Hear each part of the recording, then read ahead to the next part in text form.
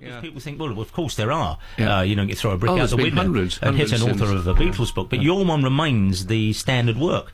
I like to think so. And now to the John Lennon letters, and it's not as you might think. It's not like the Gielgud letters. It looks like it took some shaping, because these are fragments and scraps, and pretty much all gathered in, right down to not just letters as well. No, everything you wrote down, basically, isn't it? I fiddled a definition. Well, it's my book, isn't it? No, I fiddled the definition of the word letters. I stretched it like a piece of chewing gum. Because fortunately he did write down a lot of things. It includes postcards, scraps, letters to the laundry, letters to notes, and set lists as well. And it's partly because it is true that Beatle fans around the world look upon anything to do with the Beatles as holy relics. Yeah, quite right. But it was mainly because I was using these scraps, and lots of good letters as well, to tell his life story in his words.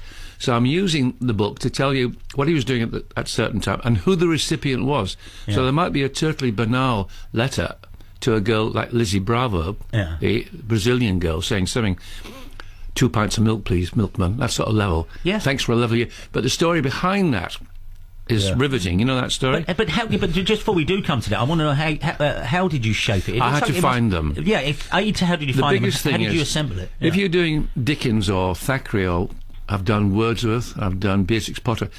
There's a cache of their letters in a museum or a gallery. It's very easy to track them down because they've all come together. Somebody who's died relatively recently, like John, his letters are still out there.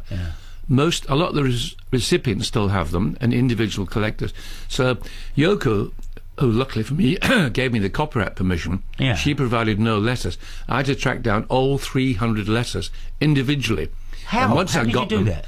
I wrote to everybody I thought I'd ever met John.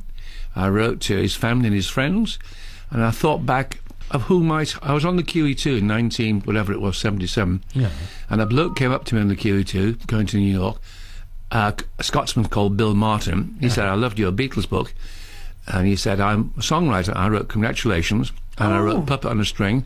I wrote all the Bay City hits, and I've written for Elvis. I said, fascinating. He said, I now live in Kenwood. I said, you don't mean Kenwood, Hampstead Heath? No, John's house. So he bought John's house back in the 70s. 30 years later, 3 years ago when I'm doing this project, I'm thinking, who might have got a letter from John Lennon? So I wrote to Bill. I had to track him down. I hadn't seen him.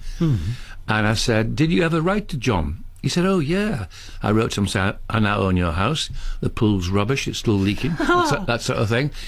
And what songs did you write when you lived in my house?